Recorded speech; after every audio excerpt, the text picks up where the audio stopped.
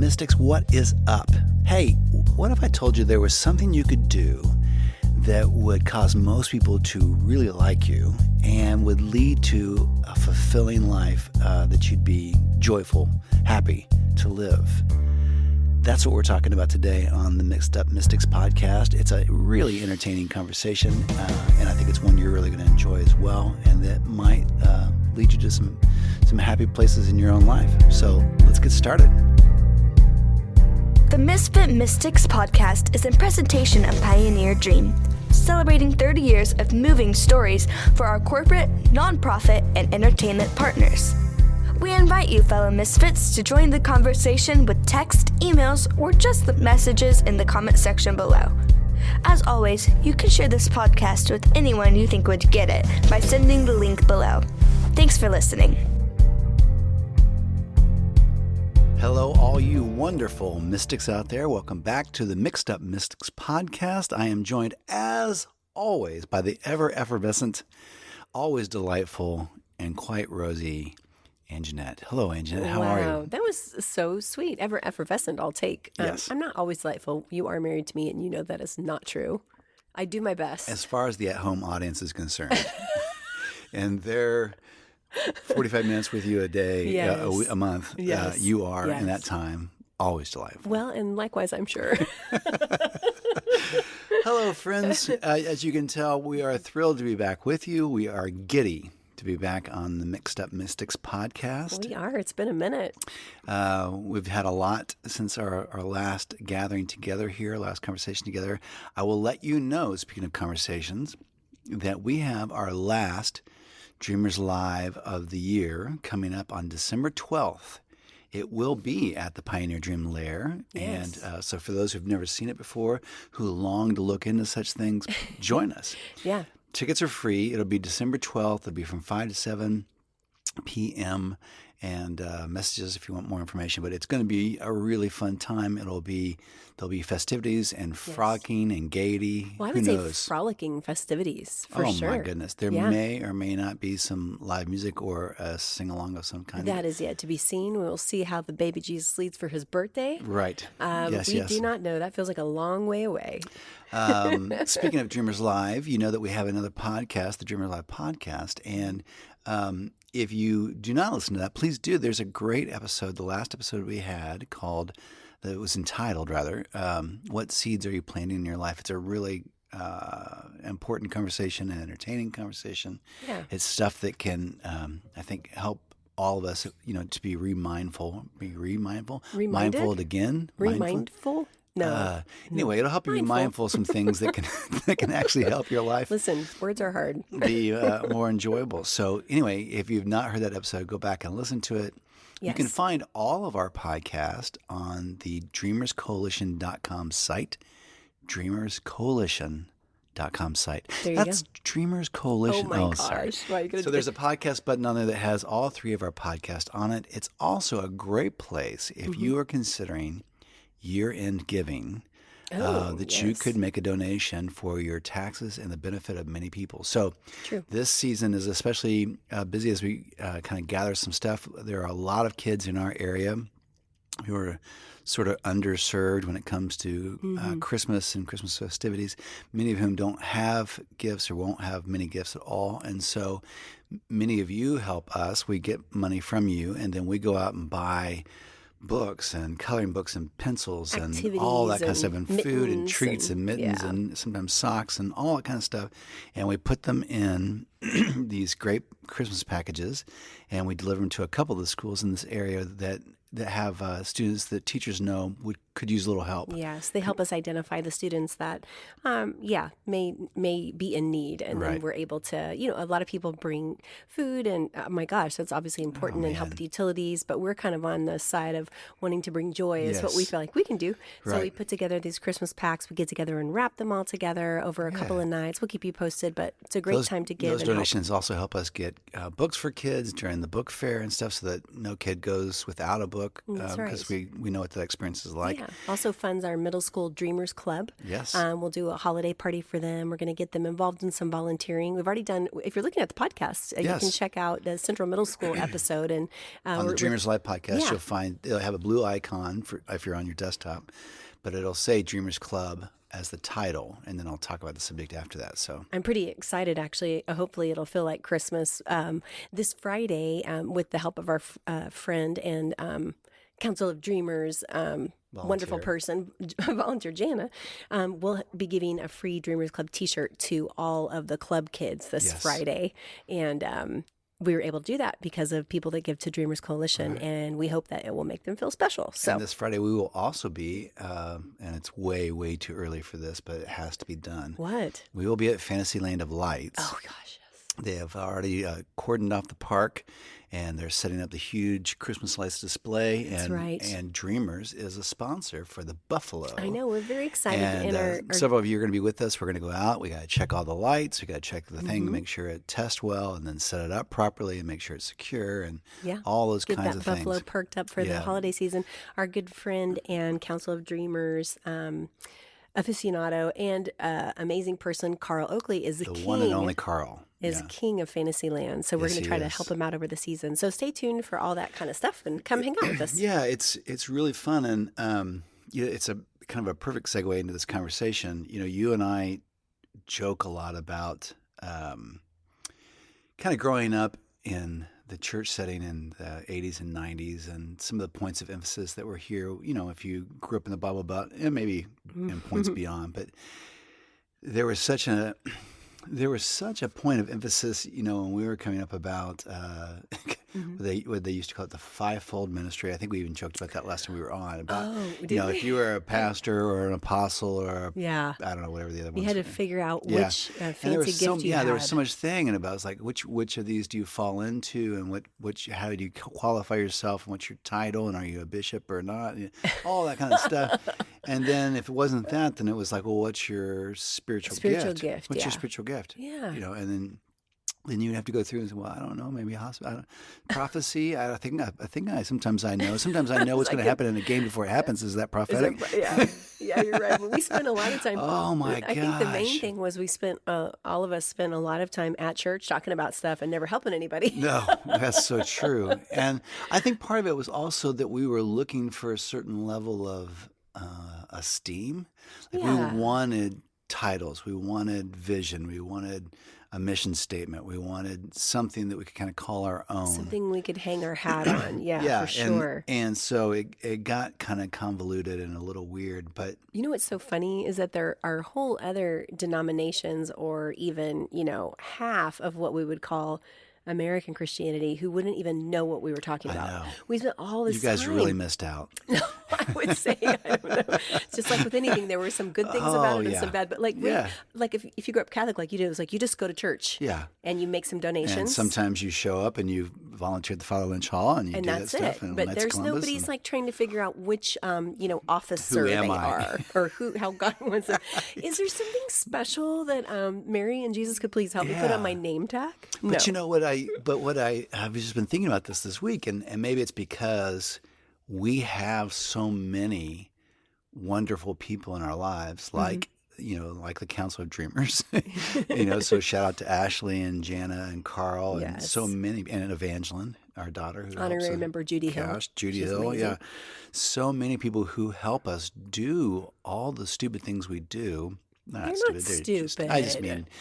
There's no significant benefit. We're not paying them. There's no title. There's no glory or esteem. Well, no, at least Evangeline gets service hours for Central Honor Society when she would helps. do it anyway. Because, she would. Yeah, because she likes it. But they do it because they are servants in the best possible way. Yeah.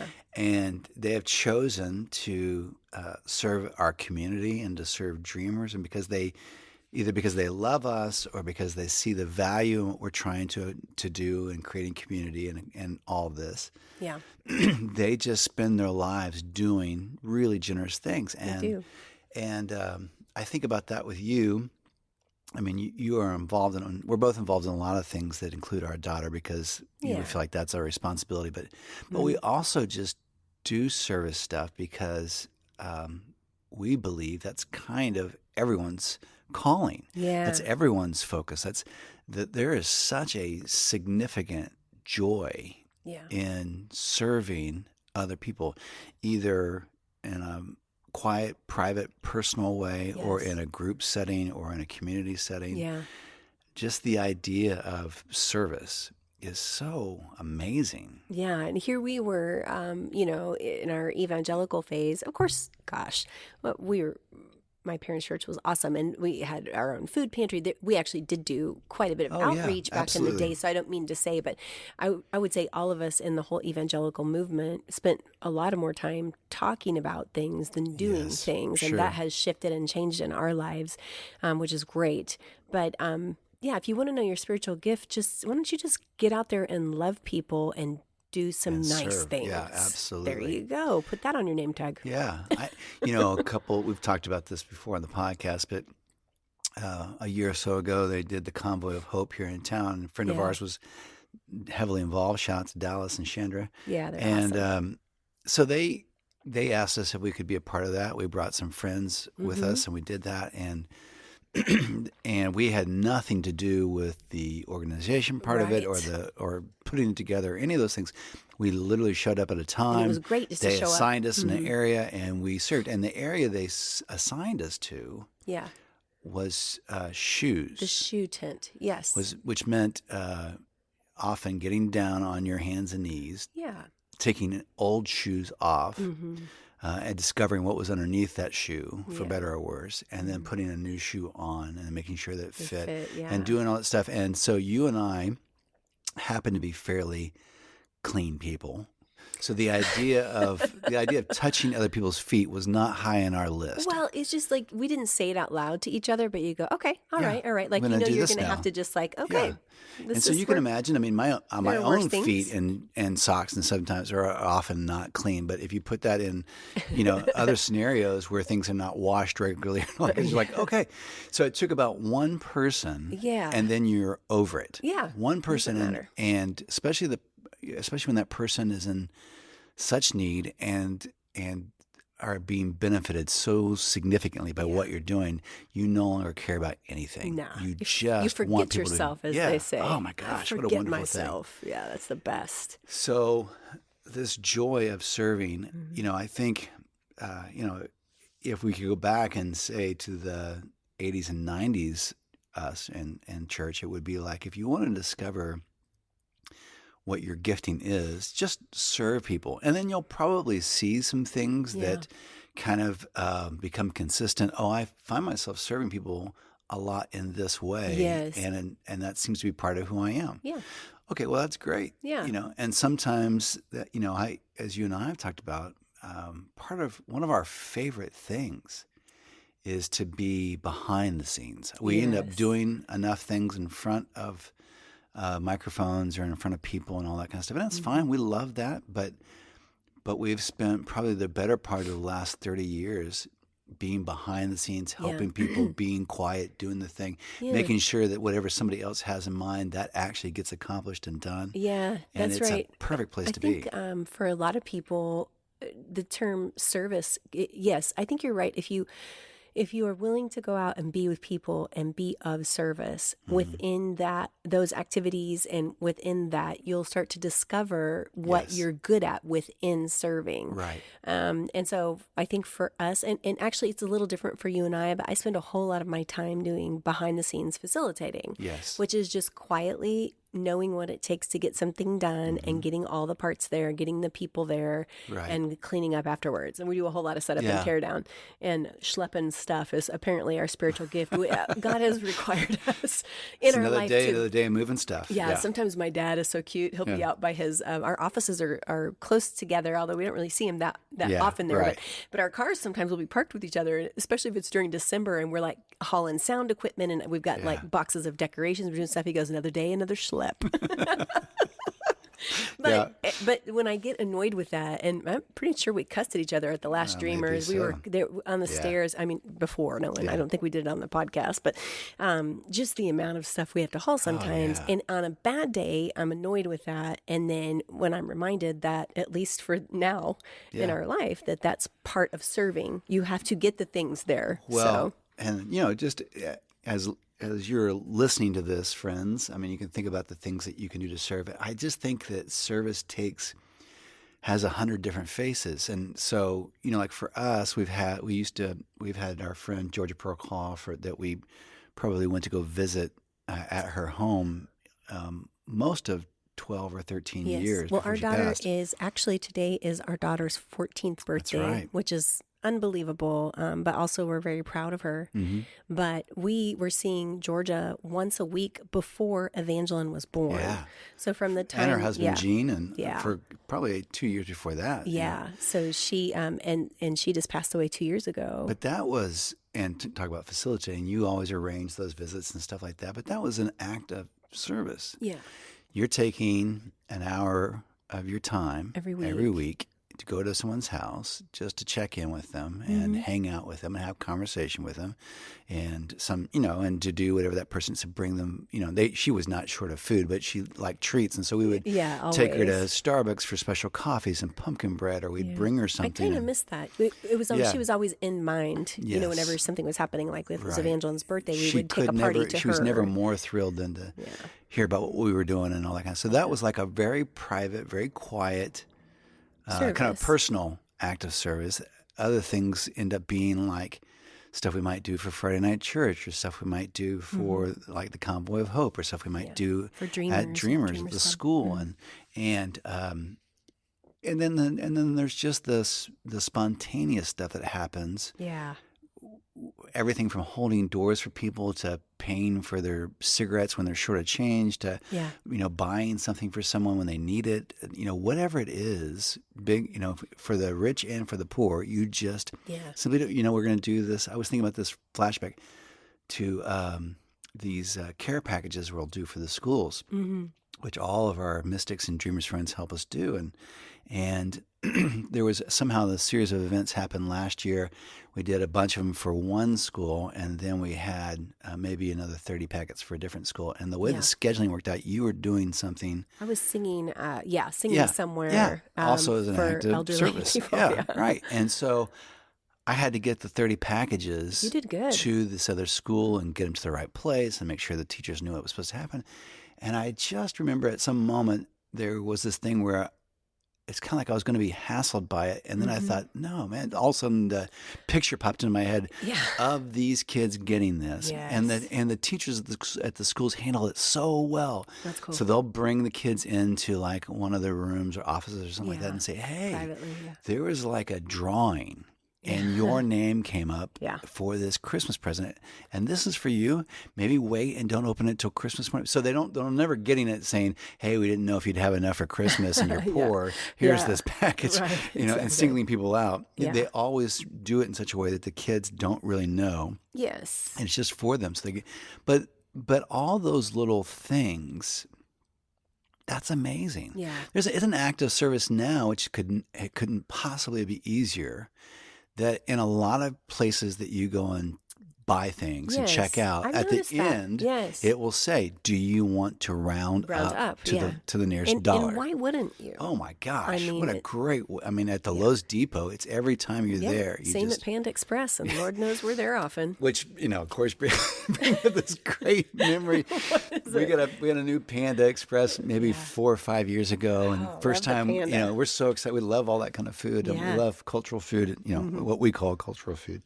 And we go in the Panda Express, and we order our food, and then they get to the thing, and they say, "Hey, would you like to round up to the nearest dollar for charity?" And we're like, "Oh, would I? Sure, great." And they round it up, and then the person at the register dings this bell, ding, ding, ding, ding, ding, and the whole kitchen turned around and said, "Thank you! Oh, that gave us some money!" And then we're like, We all felt so good about it. 2 weeks later, I show up, and they're like, we've been there a couple times, and they say, "Would you like to round up?" So, would I? Yes. And she dings the bell. This time it's just ding. Ding. And then one fry chef in the back goes, "Thank you." because so you tired of just it. can't keep up that level of enthusiasm. So it was like the first week it was awesome. Oh, everybody was geeked the first week, and now then I don't afterwards, think they ring the bell now anymore. like, okay, thank you. Well, you know, What do you need a prize? Just give the seriously, damn just money. give them money. You know what's interesting about that as we're talking about our own experiences in serving. You know, it obviously we're not talking about it as to tell you guys how awesome we are in serving. No, of course not. The point is, and it's funny because I hadn't really thought about this. We basically have chosen, and it was probably work at first, and it still can be work, but service is an attitude. Yeah. It's a way that you can live your life. Yes. And the thing that's encouraging about it is if you do it for a while, it almost becomes habit. Yes. Just like we go to the gym on certain days, Right. and unless there's something, that's it. Yeah. And that it is an appointment. And so service becomes like that. And, Yes, and so absolutely. you don't even have to think hard. It's just how you become wired. And it's like if you follow Jesus and believe what he said, and then you say, well, okay, then I'm supposed to do these things too. And then Yeah. you begin doing them. Then it really becomes part of who you are. Yeah. And you can raise your kids that way. Oh, yeah. And so they don't even realize it, but they're being indoctrinated for good from day one. Well, it's brilliant on so many levels because one, it's others oriented. Yeah. It's others aware. Yes. You are now making everyone your neighbor Yeah. and taking care of them as your neighbor and treating them as you would like to be treated. So that's Exactly. the command of love God with all your heart, love your neighbor as yourself. So service by definition makes you aware of other people. Yes. And that part's brilliant. And then I know most of you who are listening are thinking about this scripture, this description of Jesus who was in the very nature God, Yes. but made himself Yeah. the lowest of low, made himself He a servant, chose took on to the nature of a serve. servant. Yeah.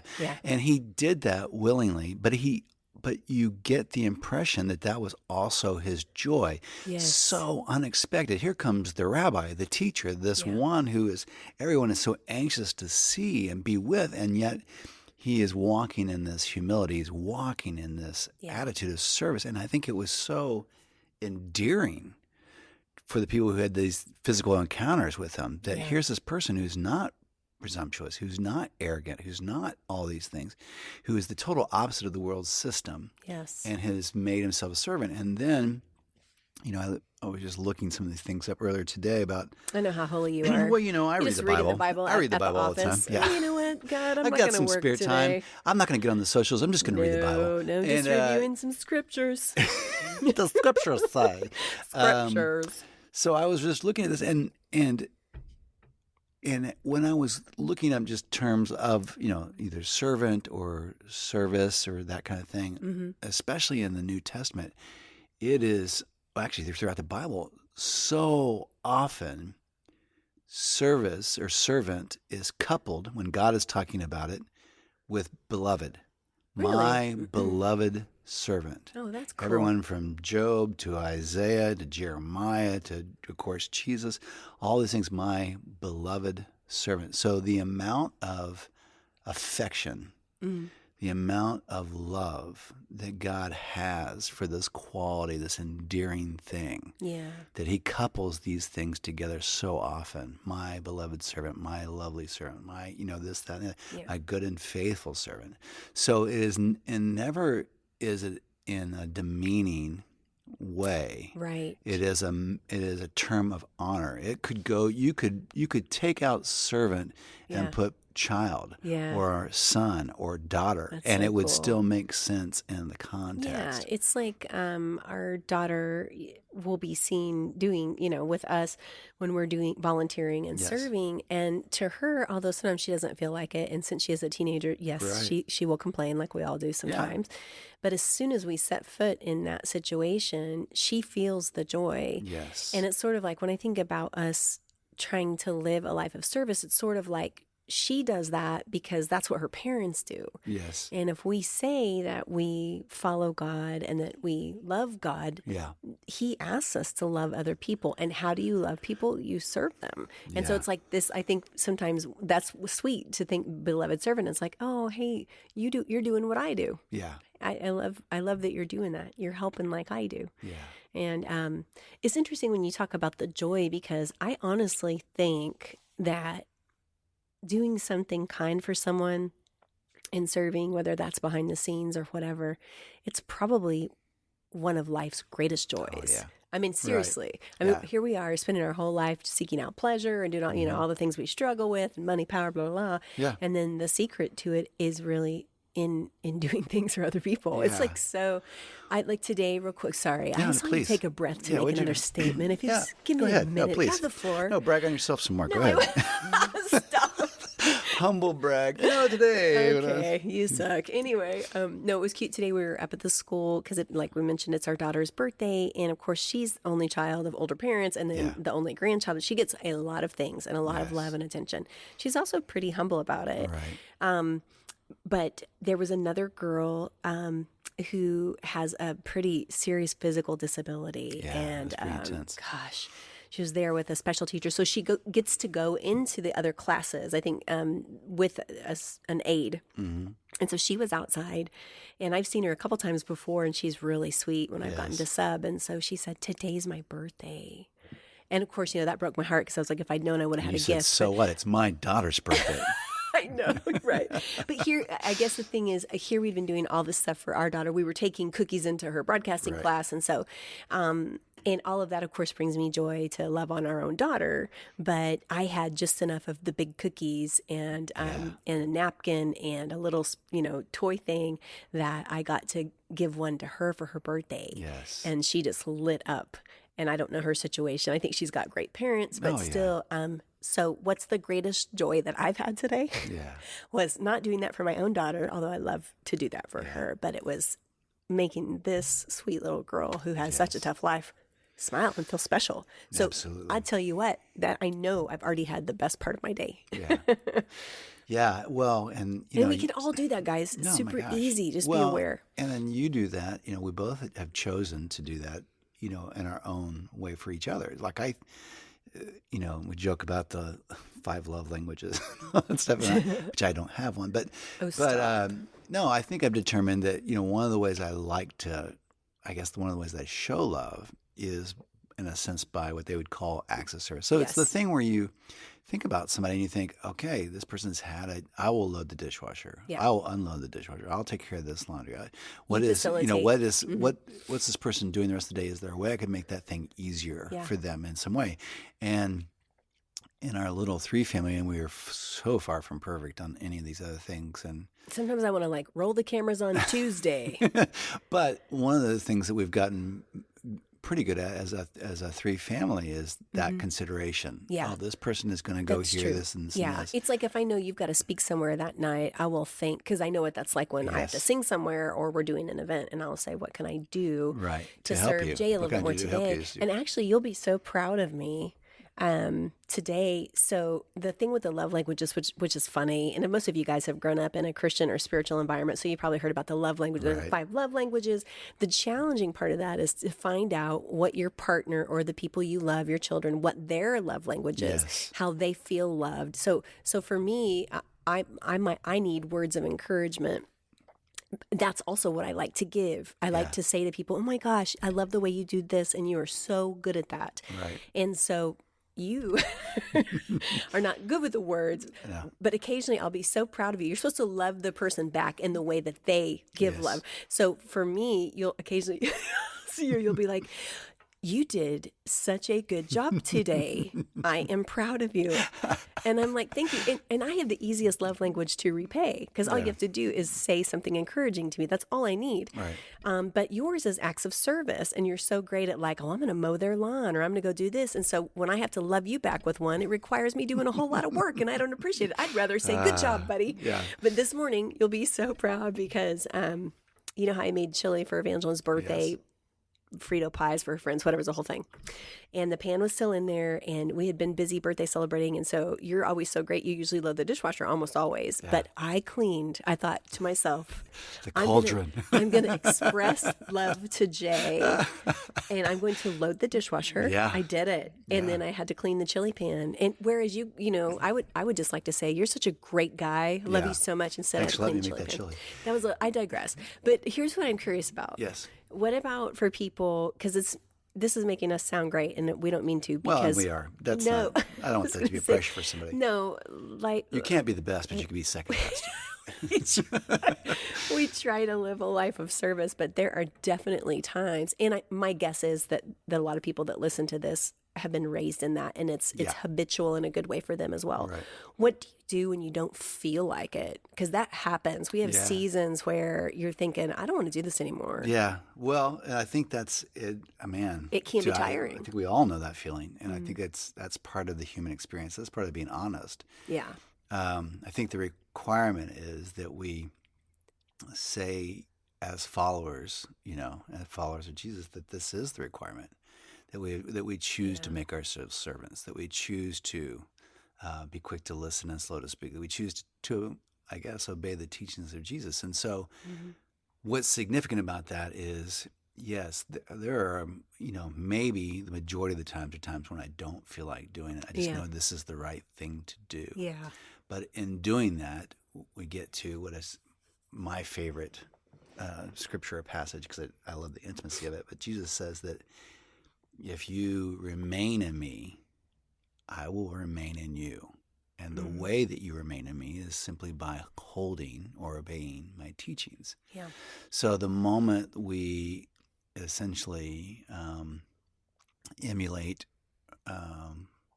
Jesus, act like Jesus, then we are continuing to be one with him, and he's going to renew us and refresh us and revive us and all those kind of things. They bring a certain level of intimacy because he gets such joy out of that. And don't you think it's possible? I mean, I know for me, sometimes when we're going into a situation where we're in a position of service, but it's taking a lot of work. Yes. We're moving a lot of stuff and dealing with personalities, which is part of it.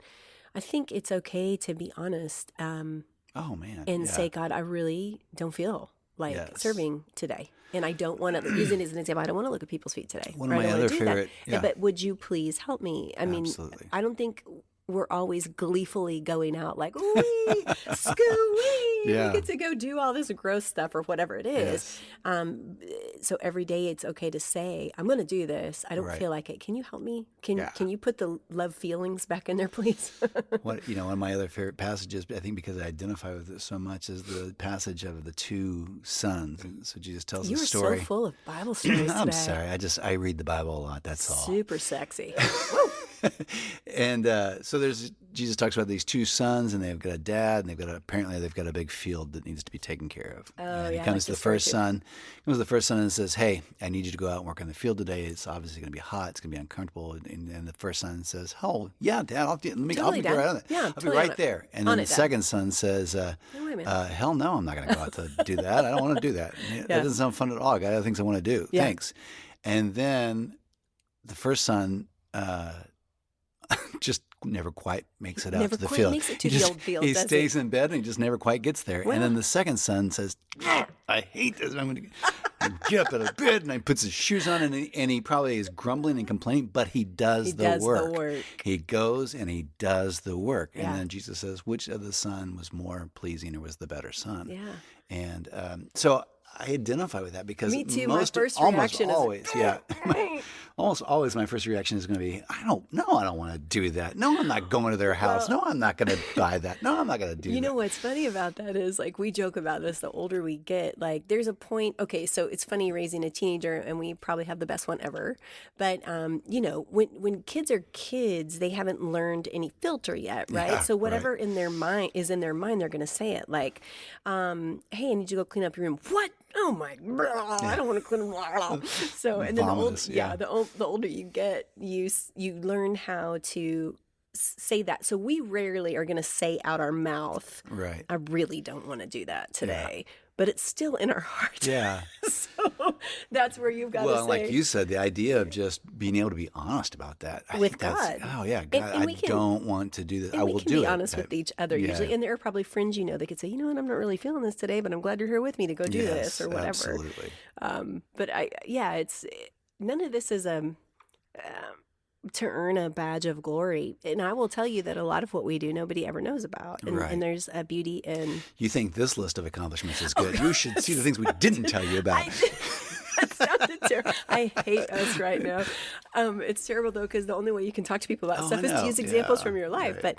But let me say that there are some people that do way more than we do on a regular basis. Ours is often seasonal, and it's not all we do. Can you imagine the people who've spent their life every day serving the poor, and that's literally what they do? Foster parents and people who work in shelters and people who feed the poor. Oh my gosh. Anytime Anytime I see somebody take in another child, I just think, good God. Please. I mean, you are amazing. Yeah. So there are so many people, and I do believe that those kind of things are a calling. Yes. You've got some people that, we know the gifts, going back to the gifts, that the kind of the way that we're able to serve. You don't want to entrust me with somebody else's kid. Oh, please. Oh, no. I should definitely. Well, there's no reason to corrupt two kids at one time. No, and I think about there are ways that we all sense that we're gifted. For instance, my mom, she is good at so many things, but one of the things that I can't handle, I have a very tough time with people that are sick. Yeah. And are in the hospital because it's so sad. Yeah. And so the way that I'm wired and people that are dying, Nurse Joan is on it. But my mom's like, let's do this. And she will sit with people and see them home to heaven. It's amazing to me. Yeah. I could never do that, but that's a gift that she has, Well, I think you nailed it when you said, I'm so proud. It's like the Paul Simon song, there must be 50 ways to leave your lover. It's like there must be 50 ways to be a servant. There must be 1,000 ways that if you're simply in the attitude, it's things that wouldn't occur to you as being service or an act of service, but it really is. Yeah. And it's just being mindful of somebody else. Sometimes being of service is simply letting someone else talk. Oh, yeah. Letting someone else be there. Sometimes, being is, when it would be easier for you just to go to the grocery store, keep your head down and get your stuff, or go work out and not talk to people, or go to the gas station and not say anything. You have to give of yourself. But the act of giving is to make eye contact, to be a listening ear, to encourage someone, to say something, to do the right thing. I was reading Anne Lamott this morning because you know how I am. Always reading spiritual stuff too. Yeah. No, she's so. I'll recommend her to anyone. The amount of honesty about being human that she has, I know has shaped my spiritual view in the last 15 years, big time. Right. Yeah. It's made me the amazing person I am today. Well, please. No, it's good that you're giving her credit.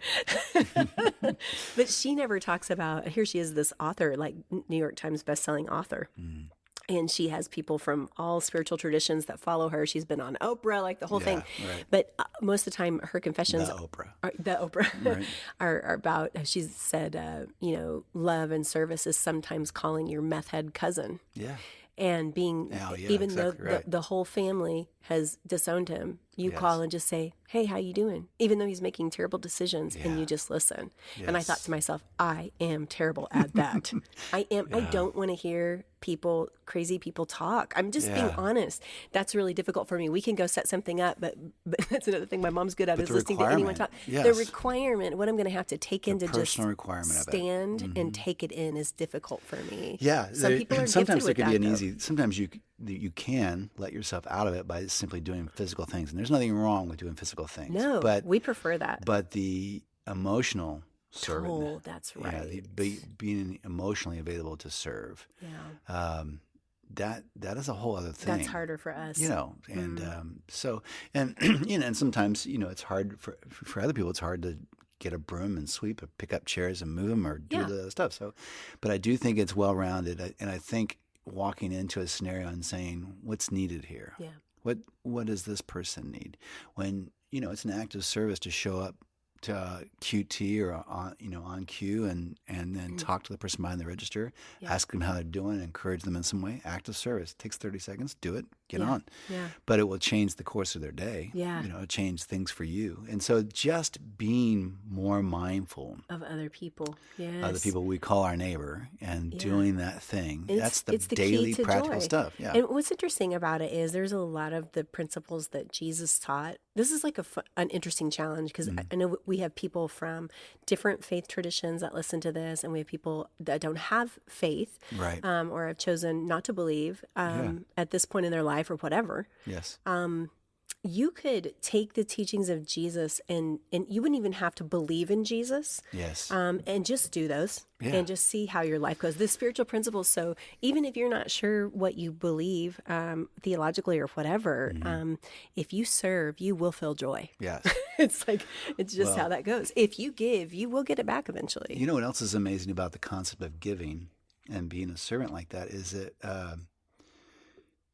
it changes the way you see other people so often. So serving people that you disagree with. Oh, that's hard. But it endears you to them. You're right. Eventually, not always in the people. moment, but to serve someone who believes in a different way than you do, or who comes from a different political practice than you do, or a different country than you're from. Yes. Whatever it is, but finding the person, as I joke about with you, go by prison rules. Find the person that is the most difficult. Yeah. That is the least attractive, either internally or externally.